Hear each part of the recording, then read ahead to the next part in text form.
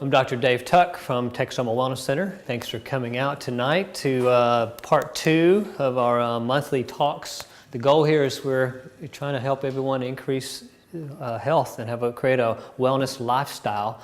And there's so many different parts of what it takes to create a wellness lifestyle. One of the things I love doing is teaching, and this is part of my mission and purpose is to help teach people in this area and across the world how to improve their health and maintain that for a lifetime. So we put together a program this year called Creating Your Wellness Lifestyle. And every month we have different topics. This month is an exciting topic, which is about the mind-body connection, which I find is a topic that a lot of people are really interested in. And it's a topic that when I first got out of school 22 years ago now actually, it was just kind of emerging to where they were just figuring out, wow, what you think about can actually affect your health. And so in the last 20 years, emerging science and research has really found out that, wow, you know what, your thoughts can affect your physiology, and you can actually heal yourself by just changing your thinking. And so tonight's talk is exploring the mind-body connection. How does your thoughts actually affect your physiology? What's the science behind that? And we're going to get into a little bit of that. We're going to cover the edges of it. Not going to get in too deep with it.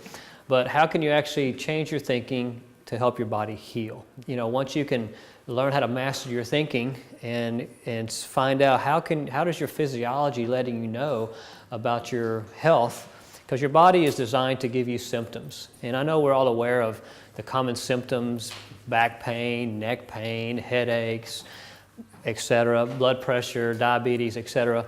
But also depression, anxiety. Those things are also symptoms as well, just as much as physical symptoms. And so learning to identify the origin of these symptoms, you can actually help your body heal from those kind of things as well. So I want to get rolling here on exploring the mind-body connection. First chart, we're going to review just a bit here, talking about the rich model. And we went over the first class, which is basically the model of life. And I like to signify with this triangle. In the middle of the triangle is you got your identity, which is basically your purpose and your values and what drives you and what makes you you. That's your identity. Surrounding that is your relationships, part of your life, which is the relationships you have with your family, with your friends, with your intimate partner. You've got your career, which has to do with doing the job, doing what you love doing, but also your financial stability. And then, of course, we've got your health piece, which is how you look and how you feel about yourself and your life. One of the things we teach is the health is the foundation of your life. Because if you don't have your health solid foundation, then have you noticed that your relationships and your career and even how you feel about yourself tends to suffer? Okay, anybody notice that? I know in my own life, if I don't feel good, my health is suffering. I'm not worried about the job as much. I'm not worried about relationships as much.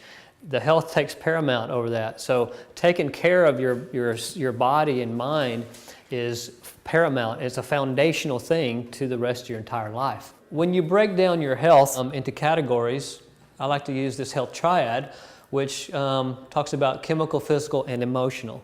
Chemical, which is what you put in your body or don't put in your body that affects your health. You can put in too much of something that's not good for you, or you can not put enough of something that's good for you that can affect your health and get out of balance. Physically, what you do to your body or don't do to your body. You can do too much physically for your body and cause imbalances, or you can not do enough physically for your body that can cause imbalance as well. Same goes for your emotions. The emotional component of health, which is what you think about, how you think about your life, how you think about yourself, how you think about your environment, what your perception is of all the events that's happened in your life. How many agree that you've ever had events in your life that are stressful? Okay? Everybody has stresses, right?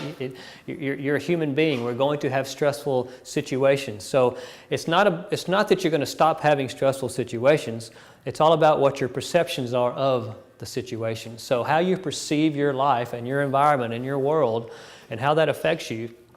To me, if you take this and put it right over here, the emotional state is the foundation of not just your health, but actually of your entire life. Can you see how that works? So this piece here if we go over here, boom, this is paramount.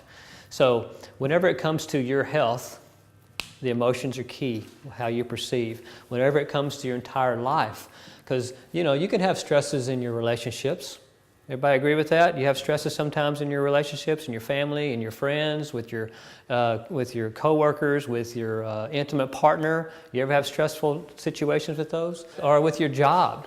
Sometimes jobs can be stressful and how you perceive stress. Or finances. Finances is one of the trickiest things around. So when your finances are suffering, do you agree that that affects your physical health as well? Okay, and again, how you feel about yourself. You look in the mirror, what do you think about yourself? What is the self-talk that you say to yourself, and no one else may even know it? Because externally, you might put out there that you are healthy and you feel great, but what exactly are you saying to yourself on the inside that no one else hears? Okay, what are those voices that you are saying to yourself that no one else knows about? Or when you look in the mirror, how do you feel about yourself? How you look and how you think you are perceived by the world? So it's very key to master your emotions. So if you want to master your life, you got to master your emotions, okay? So tonight is a little bit about how to master your emotions a little bit more, how to change your perceptions about stresses in your life, and how to change those perceptions so you can improve your health, which would improve your entire life. How many of you realize that when you feel good and you feel healthy and you feel active and energetic and have vitality, can you see how that makes the rest of your life go better? And when you feel down and you feel sick and you feel depressed and you feel low self-esteem, low self-worth, that impacts everything. And so what we want to do tonight is explore a little bit about how you can learn to shift those perceptions and how every thought that you have, positive, negative, affects your entire physiology. Every cell in your body is affected by what you think about. So I want to explore a little bit about that in our with our pyramid here. We look at the top, which is your thoughts. So your thoughts are at the top of your wellness pyramid. Your thoughts kind of control everything. Okay, so thoughts can come in different categories. You can have inspired thoughts, which is a high vibration thought. So you can have a desperation thoughts, which is a lower vibration thinking, and that affects the rest of your world. When you have thoughts, your thoughts affect your neurotransmitters, which are basically how your body and how your brain communicates with each other. Okay, your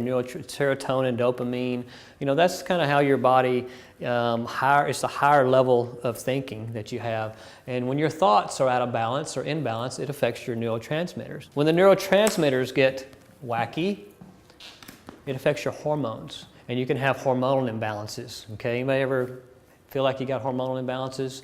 Men have hormone imbalances just as much as females, believe it or not. Have you ever noticed that, women? That men can be moody as well? Certain times of the month, it seems like, gosh, he sure is a little bit more irritated than other times of the month. But it is true. And so thoughts will get out of balance, your neurotransmitters can get out of balance, which then your hormones can get out of balance. And there's all kinds of things happen when your hormones get out of balance. It starts affecting your digestive system. So your digestive system starts going wacky. Okay, so you eat your food, you don't absorb nutrients as well, you don't digest as well, and that can affect how you metabolize things, and that can affect bowel movements and all the other processes that go on with digestion. So when your digestion gets off, your body creates inflammatory responses. Okay, inflammatory responses is the early signs of issues going on. And so when your digestion's out, you start having inflammation in your entire body, in your joints, in your organs, in your tissues, in your muscles, everything. Long-term inflammatory responses create dis-ease in the body, okay? I say dis-ease because it's, I don't like to use the word disease because I think there's more of a dis-ease, meaning your body's out of balance. So inflammation is the early warning sign of disease. And now they have technology out there like thermography scanning that can really detect very early inflammatory responses in the body and can identify where you're having these imbalances. But long term, you're going to start having disease processes happening in the body. Arthritis, fibromyalgia, diabetes, heart disease, cancer, the list goes on and on. But long-term effects lead to disease. Now the whole time that you're having this process you're going to be having symptoms that are happening, okay? And everyone in here has symptoms, right? Symptoms are amazing because that's your body's warning sign. It's your body's communication channel to tell you that something's out of balance. You can have treatments along this whole process. You know, you got inflammation. What do the medical guys do when you have inflammation? Anti-inflammatory, right? When you have digestive problems, they give you things for your digestion. You have hormone imbalances, they give you something for that. Neurotransmitters are off. Guess what they say? You're bipolar. Okay, you're depressed, you have some kind of emotional diseases, and they want to send you and put you on medication, right? But if you can trace it all back to the top of the pyramid, which are your thoughts, and start looking at, well, what is going on with my thinking that might be creating my reality and my symptoms? Because every time you have an imbalanced thinking, it's going to affect your physiology, which is going to give your body, you're going to have symptoms of some kind. And like I mentioned earlier, symptoms aren't just stuck to physical symptoms of pain and inflammation, but also anxiety, depression, okay, fatigue, and all those kind of things that I'm sure we've all felt from time to time. You ever notice when you get anxious or nervous, it affects your stomach? You might get a little queasy stomach, you know, or if you get angry, blood pressure might go up, pulse rate might go up a little bit. You know, if you get really nervous when you're about to speak, you might start to have sweats and things like that. Okay, these are all your body's physiological signs and symptoms that, hey, something is out of balance emotionally. And so learning to take a look and see the underlying causes of these symptoms, I think can be very valuable to someone. Because, you know, I think if you just treat the symptoms, you're not really cutting down to the actual root of the problem.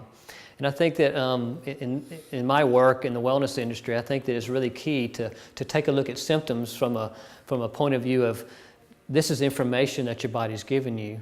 And if you can look at the symptoms and try to find the underlying causes of those symptoms, then you can actually have a chance to heal yourself. Because I think we can all, you know, heal ourselves. We've all heard stories of people having miraculous healings from things, okay, without doing anything. And I think this can happen with any disease process that you have, even cancer. You can heal yourself from these things, but only if you can get to the root of the problem. And if you're only treating symptoms, okay, such as inflammation or digestive problems or hormone imbalances or neurotransmitter imbalances, then you're not actually going to be getting to the root of the problem. If you can identify what's coming, where it's coming from, what is the emotional component of the problem, then I think you can attack the full gamut. Because like I said, when you look at the health triad, it's not just about your physical, it's not just about your chemical, it's also about the emotional. One thing that we really focus on here at our clinics is not just looking at those chemical physical imbalances, but let's also look at the emotional factors that are involved. Because if you miss that piece of the puzzle, then you could be missing the one piece that could heal your body and heal your mind.